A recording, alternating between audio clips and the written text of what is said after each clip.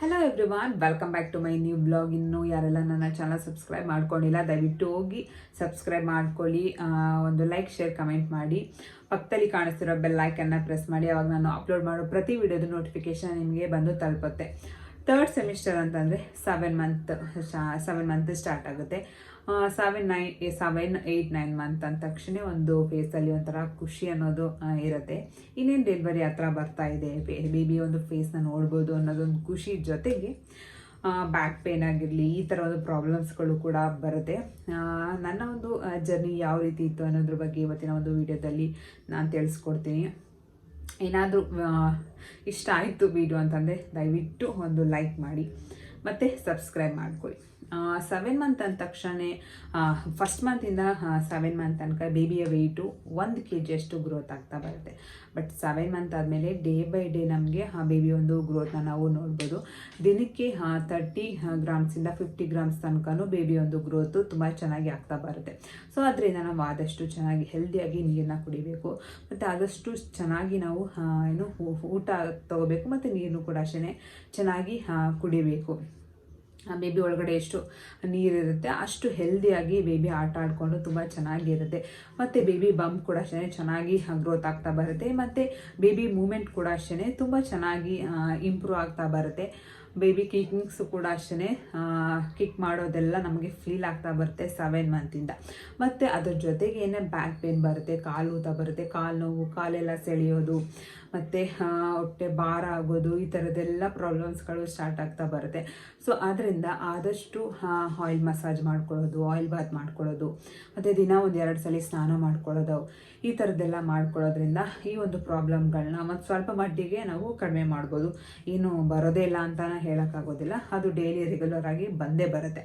So ಮತ್ತು ಆದಷ್ಟು ಈ ಟೈಮ್ನಲ್ಲಿ ನಾವು ಒಂದೇ ಕಡೆ ಮಲ್ಕೊಳ್ಳೋದ್ರಿಂದನೂ ಹೊಟ್ಟೆ ನೋವು ಬರುತ್ತೆ. ಆದಷ್ಟು 2 ಕಡೆ ರೈಟು ಲೆಫ್ಟು 2 ಕಡೆ ಹಾಫ್ ಆನ್ ಅವರ್ ಮಲ್ಕೊಳ್ಳೋದ್ರಿಂದ ಹೊಟ್ಟೆ ನೋವು ಬರೋದನ್ನೆಲ್ಲ ಕಡಿಮೆ ಮಾಡ್ಬೋದು. ಮತ್ತು ಬೇಬಿ ಬಂಪ್ ದೊಡ್ಡದಾಗ್ತಾ ಆಗ್ತಾ ಕೆಳಹೊಟ್ಟೆನೂ ಕೂಡ ಪೇಯ್ನ್ ಬರುತ್ತೆ. ಸೊ ಅದೆಲ್ಲ ಕಾಮನ್ ಆಗಿ ಬರುವಂಥದ್ದು. ತುಂಬ ಸಿವಿಯರ್ ಆಗಿ ಏನಾದರೂ ಬಂತು ಅಂತಂದರೆ, ತಡ್ಕೊಳಕ್ಕಾಗಲ್ಲ ಅಂದರೆ ಮಾತ್ರ ನಾವು ಡಾಕ್ಟರ್ ಹತ್ರ ಹೋಗಬೇಕಾಗುತ್ತೆ. ಅದಾದಮೇಲೆ ನನಗೆ ಈ ಒಂದು 3 ಮಂತಲ್ಲಿ 7, 8, 9 ಮಂತಲ್ಲಿ ನನಗೆ ಒಂದು ಫೀಟಲ್ ಎಕೋ ಅಂತ ಮಾಡಿಸಿದ್ರು. ಇದನ್ನು ಎಲ್ಲರಿಗೂ ಮಾಡಿಸೋದಿಲ್ಲ. ಯಾರಿಗಾದರೂ ಸರ್ಜರಿ ಏನಾದರೂ ಈ ಥರದ್ದಿದ್ರೆ ಇಶ್ಯೂ ಇದ್ದರೆ ಮಾತ್ರ ಫೀಟಲ್ ಎಕೋನ ಮಾಡಿಸ್ತಾರೆ. ಬೇಬಿ ಒಂದು ಹಾರ್ಟು ಯಾವ ಥರ ಗ್ರೋತ್ ಆಗಿದೆ, ಏನಾದರೂ ಪ್ರಾಬ್ಲಮ್ಸ್ ಇದೆಯಾ ಅನ್ನೋದ್ರ ಬಗ್ಗೆ ತಿಳ್ಕೊಳ್ಳೋಕ್ಕೋಸ್ಕರ ಮಾಡ್ತಾರೆ. ಸೊ ನನಗೂ ಅಷ್ಟೇ ತುಂಬಾ ಭಯ ಇತ್ತು, ಏನಾದರೂ ಪ್ರಾಬ್ಲಮ್ಸ್ ಇದ್ದರೆ ಏನಪ್ಪ ಮಾಡೋದು ಅಂದ್ಬಿಟ್ಟು. ದೇವರ ದಯೆಯಿಂದ ಏನೂ ಪ್ರಾಬ್ಲಮ್ ಆಗಿರಲಿಲ್ಲ, ಎಲ್ಲ ತುಂಬಾ ಚೆನ್ನಾಗಿತ್ತು. ಬೇಬಿನೂ ಅಷ್ಟೇ ತುಂಬ ಚೆನ್ನಾಗಿ ಗ್ರೋತ್ ಆಗ್ತಾಯಿತ್ತು. ನಾನು ಸಣ್ಣ ಇದ್ರೂ ಕೂಡ ಬೇಬಿ ಒಂದು ವೆಯ್ಟ್ ತುಂಬ ಚೆನ್ನಾಗಿತ್ತು. ಮತ್ತು ಮೂಮೆಂಟ್ ಕೂಡ ಅಷ್ಟೇ ತುಂಬ ಚೆನ್ನಾಗಿ ಮೂಮೆಂಟೆಲ್ಲ ಆಗ್ತಾಯಿತ್ತು. ಸೊ ಅದೊಂದು ಭಯ ಇತ್ತು. ಅದು ಅದೆಲ್ಲ ಸ್ಕ್ಯಾನಿಂಗ್ ಎಲ್ಲ ರಿಪೋರ್ಟ್ ಎಲ್ಲ ಬಂದಮೇಲೆ ಅದು ಕೂಡ ನಾರ್ಮಲ್ ಆಯಿತು. ಮತ್ತು ಆದಷ್ಟು ಈ ಟೈಮ್ನಲ್ಲಿ ಡೈಜೆಷನ್ ಆಗೋದಿಲ್ಲ, ಈಸಿಯಾಗಿ ಡೈಜೆಷನ್ ಆಗೋ ಒಂಥರ ಫುಡ್ಗಳನ್ನ ತಿನ್ನಬೇಕು. ಮತ್ತು ನೈಟೆಲ್ಲ ಸ್ಪೈಸಿ ಐಟಮ್ಸ್ ಬರುತ್ತಲ್ವ, ಅದನ್ನು ತಿನ್ನೋದ್ರಿಂದ ಗ್ಯಾಸ್ಟ್ರಿಕ್ ಎಲ್ಲ ಆಗ್ತಾ ಬರುತ್ತೆ.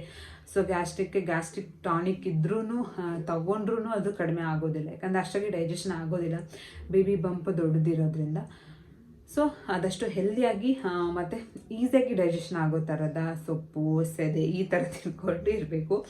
ಮತ್ತು ಇನ್ನೇನು 8, 9 ಮಂತ್ ಆ ಥರ ಬಂದಾಗ ವೈಟ್ ಡಿಸ್ಚಾರ್ಜ್ ಆಗೋದು ತುಂಬಾ ಕಾಮನ್ ಅಂತ ಹೇಳ್ಬೋದು. ಸಪೋಸ್ ಏನಾದರೂ ಯಾರಿಗಾದ್ರೂ ಅಷ್ಟೇ ನೀರೇನಾದರೂ ಹೋಗ್ತಾ ಇದ್ದರೆ, ಅಥವಾ ವೈಟ್ ಡಿಸ್ಚಾರ್ಜ್ ತುಂಬ ಜಾಸ್ತಿ ಆದರೆ, ಮತ್ತು ನಾರ್ಮಲಾಗಿ ಬ್ಲೀಡಿಂಗ್ ಆದರೆ, ಅಥವಾ ತುಂಬ ಸಿವಿಯರ್ ನಾರ್ಮಲ್ ಹೊಟ್ಟೆ ನೋವು ಬಂದರೆ ಮಾತ್ರ ನಾವು ಹಾಸ್ಪಿಟಲ್ಗೆ ಹೋಗಬೇಕು. ಇಲ್ಲ ಸಣ್ಣ ಪುಟ್ಟ ಬ್ಲೀಡಿಂಗ್ ಆದರೆ ಮಾತ್ರ ಕಂಪಲ್ಸರಿ ನಾವು ಹಾಸ್ಪಿಟಲ್ಗೆ ಹೋಗಬೇಕು. ಮತ್ತು ನೀರೇನಾದರೂ ಲೀಕೇಜ್ ಆದರೆ ಹೋಗಬೇಕು. ಮತ್ತು ಹೊಟ್ಟೆ ನೋವು ತುಂಬ ಹೆವಿಯಾಗಿ ಬಂತು ಅಂದರೆ ಮಾತ್ರ ನಾವು ಹಾಸ್ಪಿಟಲ್ಗೆ ಹೋಗಬೇಕು. ಯಾಕಂದರೆ ಪದೇ ಪದೇ ಹೋಗಿ ಬರೋದು ಅದು ಕೂಡ ಚೆನ್ನಾಗಿರೋದಿಲ್ಲ. ಬ್ಯಾಕ್ ಪೇಯ್ನ್ ಹಿಂದೆ ಬೆನ್ನಿಂದ ಸ್ಟಾರ್ಟ್ ಆಗಿ ಹೊಟ್ಟೆ ನೋವು ಕೆಳಹೊಟ್ಟೆವರೆಗೆ ಬರುತ್ತಲ್ವ, ಅದು ಡೆಲಿವರಿ ಪೇಯ್ನ್ ಅಂತ ಹೇಳ್ಬೋದು. ಬಿಟ್ಟು ಬರ್ತಾ ಇದೆ ಅಥವಾ ಸಿವಿಯರ್ ಆಗಿ ಬಂತು ಅಂದರೆ ನಾವು ಆ ಟೈಮ್ನಲ್ಲಿ ನಾವು ಹಾಸ್ಪಿಟಲ್ಗೆ ಹೋಗಬೇಕಾಗುತ್ತೆ. ಮತ್ತು 7 ಮಂತಲ್ಲಿ ತುಂಬ ಜನಕ್ಕಲ್ಲ, ಎಲ್ಲೋ ರೇರ್ ಕೇಸ್ಗಳು ಮಾತ್ರ 7 ಮಂತಲ್ಲಿ ಡೆಲಿವರಿ ಆಗೋ ಚಾನ್ಸಸ್ ಇರುತ್ತೆ. ಅದು ಏನಾದರೂ ಒಂದು ಪ್ರಾಬ್ಲಮ್ ಅದು ಇದು ಏನಾದರೂ ಇತ್ತು ಅಂದರೆ, ಅಥವಾ ಹೊಟ್ಟೆಗೆ ತಗುಲ್ಸ್ಕೊಂಡು ಆ ಥರ ಪೇಯ್ನ್ ಬಂದವಾಗ, ಡೆಲಿವರಿ ಪೇಯ್ನ್ ಬಂದವಾಗ ಮಾತ್ರ 7 ಮಂತಲ್ಲಿ ಡೆಲಿವರಿ ಆಗೋದು. ಮತ್ತು 8 ಮಂತಲ್ಲಿ ಡೆಲಿವರಿ ಆಗಬಾರ್ದು ಅಂತಾರೆ. 8 ಮಂತಲ್ಲಿ ಡೆಲಿವರಿ ಆದ ಮಕ್ಕಳು ಜಾಸ್ತಿ ದಿನ ಬದುಕೋದಿಲ್ಲ ಅಂದ್ಬಿಟ್ಟು. ಆದಷ್ಟು ಈ ಒಂದು ಟೈಮ್ನಲ್ಲಿ ನಾವು ಕೇರ್ಫುಲ್ ಆಗಿರಬೇಕು. ಆದಷ್ಟು ಬೇಬಿ ಬಂಪ್ ಮೇಲೆ ನಾವು ಕೇರ್ಫುಲ್ ಆಗಿರಬೇಕು. ಕೆಲಸ ಮಾಡುವಾಗ ತಗುಲ್ಸ್ಕೊಳ್ಳೋದು, ಡಬ್ ಅಂತ ಕೂತ್ಕೊಳ್ಳೋದು, ಹೆಂಗೆ ಬೇಕಂದರೆ ಆ ಥರ ಮಲ್ಕೊಳ್ಳೋದು, ಈ ಥರದ್ದೆಲ್ಲ ನಾವು ಮಾಡೋಕ್ಕೆ ಹೋಗಬಾರ್ದು. ಅದು ನಮ್ಮ ಮೇಲಲ್ಲ, ನಮ್ಮ ಒಂದು ಬೇಬಿ ಮೇಲೆ ಎಫೆಕ್ಟ್ ಆಗ್ತಾ ಬರುತ್ತೆ. ಬೇಬಿನೂ ಕೂಡ ಅಷ್ಟೇ 7 ಮಂತಿಂದನೇ ಬೇಬಿ ಹೇರ್ ಎಲ್ಲ ಚೆನ್ನಾಗಿ ಗ್ರೋತ್ ಆಗ್ತಾ ಬರುತ್ತೆ. ನಾರ್ಮಲ್ ಆಗಿ ಅದು ಈ ಒಂದು 3 ತಿಂಗಳಲ್ಲಿ ಕಂಡುಬಿಡೋದು, ಮತ್ತು ಅದರ ಹಾರ್ಟ್ಬಿಟ್ಟು ಮತ್ತು ಒಳಗಡೆ ಪಾರ್ಟ್ಸ್ಗಳೆಲ್ಲ ತುಂಬ ಚೆನ್ನಾಗಿ ಇಂಪ್ರೂವ್ ಆಗ್ತಾ ಬರುತ್ತೆ.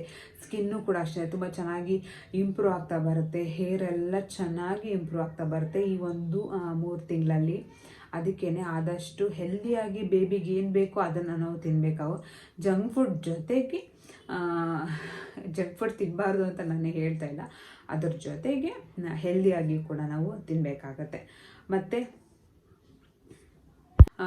ಡಾಕ್ಟರ್ ಟ್ಯಾಬ್ಲೆಟ್ಟು ಮತ್ತು ಹಾಲಿನ ಪೌಡರ್ ಅದೆಲ್ಲ ಬರೆದಿರ್ತಾರೆ. ಸೊ ಅದನ್ನು ಕೂಡ ಅಷ್ಟೇ ನಾವು ಕಂಪಲ್ಸರಿ ಮಿಸ್ ಮಾಡಿದ್ರೆ ತೊಗೋಬೇಕು. ಕೆಲವೊಬ್ಬರು ಮಿಸ್ ಮಾಡಿಬಿಡ್ತಾರೆ, ದಯವಿಟ್ಟು ಆ ಥರ ಏನು ಮಾಡೋಕ್ಕೆ ಹೋಗಬೇಡಿ. ಮತ್ತು ಆದಷ್ಟು ಹೆಲ್ದಿಯಾಗಿ ಮತ್ತು ಬ್ಲಡ್ ಚೆನ್ನಾಗಿ ಇಂಪ್ರೂವ್ ಆಗೋ ಥರ ನಾವು ನೋಡ್ಕೋಬೇಕು. ಯಾಕೆ ಅಂತ ಅಂದರೆ ನಿಮ್ಮ ಒಂದು ಬ್ಲಡ್ಡೇ ಬೇಬಿಗೆ ಹೋಗೋದು. ಸೊ ನಿಮ್ಮಲ್ಲಿ ಬ್ಲಡ್ ಕಡಿಮೆ ಆದರೆ ಕಷ್ಟ ಆಗ್ತಾ ಬರುತ್ತೆ. ಮತ್ತು ಲಾಸ್ಟಲ್ಲಿ ಬ್ಲಡ್ ಹಾಕ್ಸೋದಾಗಿರಲಿ, ಈ ಥರದ್ದೆಲ್ಲ ಪ್ರಾಬ್ಲಮ್ಸ್ಗಳು ಬಂದೇ ಬರುತ್ತೆ. ನನಗೂ ಕೂಡ ಅಷ್ಟೇ ಲಾಸ್ಟಲ್ಲಿ ನನಗೆ 13 ಸಮಥಿಂಗ್ ಇತ್ತು ಒಂದು 5-6 ಮಂತಲ್ಲಿ. ಬಟ್ 7, 8, 9 ಮಂತಲ್ಲಿ ಏನಾಯಿತು 11 ಏನೋ ಇತ್ತು. ಸೊ ಅದರಿಂದ ನಾನು ಕೂಡ ಬ್ಲಡ್ ಹಾಕಿಸ್ಕೊಂಡಿದ್ದೆ.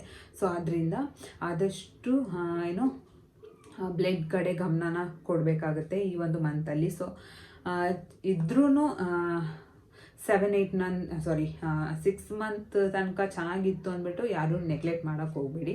ಈ ಟೈಮಲ್ಲಿ ಬೇಬಿಯ ಬ್ಲಡ್ಡು ಕೂಡ ಅದೆಷ್ಟು ಬೇಕೋ ಅಷ್ಟು ಎಳ್ಕೊಂಬಿಡುತ್ತೆ, ಮಿಕ್ಕಿದ ಮಾತ್ರ ನಿಮಗಿರುತ್ತೆ. ಸೊ ಅದರಿಂದ ಆದಷ್ಟು ಚೆನ್ನಾಗಿ ಬ್ಲಡ್ ಕೂಡೋ ಥರ ಊಟನ ಮಾಡಬೇಕಾಗತ್ತೆ.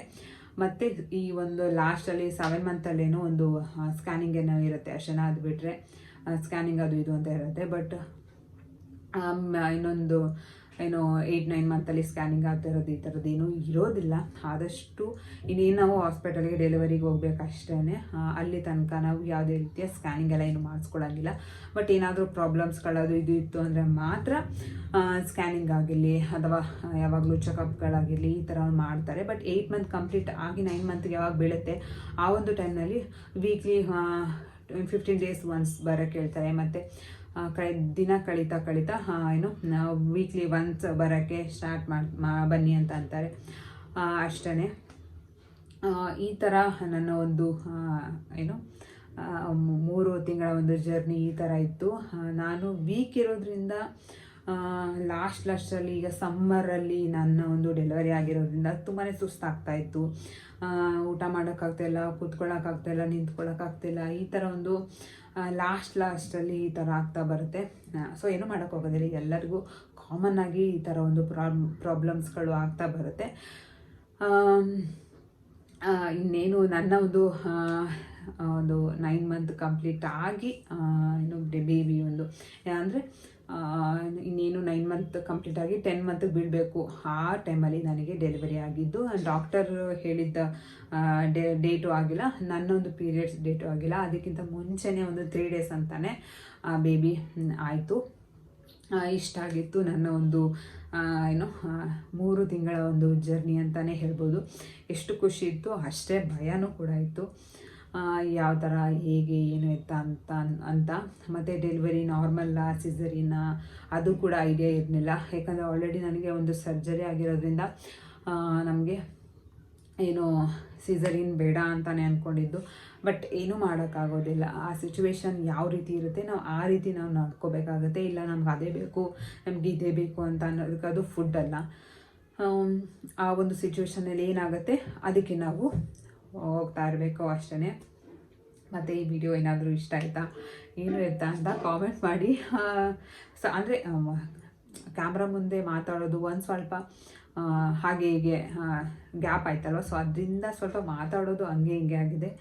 ಸೊ ಏನಾದರೂ ಅರ್ಥ ಆಯ್ತಾ ನಿಮಗೆ ಅಂತ ಕಾಮೆಂಟ್ ಮಾಡಿ. ನಿಜವಾಗ್ಲೂ ನಾನು ಮಾತಾಡೋದು, ನಾನು ಹೇಳೋದೇನಾದರೂ ಅರ್ಥ ಆಯ್ತಾ ಅಂತ. ಮತ್ತು ಈ ಒಂದು ಬ್ಲಾಗ್ನ ಇಲ್ಲಿಗೆ ನಾನು ಸ್ಟಾಪ್ ಮಾಡ್ತಾಯಿದ್ದೀನಿ. ಮತ್ತು ಪ್ಲೀಸ್ ಅರ್ಥ ಆಯ್ತಾ ನಾನು ಹೇಳ್ತಾ ಇರೋದು, ನನ್ನ ಒಂದು ಕಾನ್ವರ್ಜೇಷನ್ ನಿಮಗೆ ಅರ್ಥ ಆಗ್ತಾ ಇದೆಯಾ ನಿಮಗೆ ಅಂತ ಕಾಮೆಂಟ್ ಮಾಡಿ, ದಯವಿಟ್ಟು ಕಾಮೆಂಟ್ ಮಾಡಿ.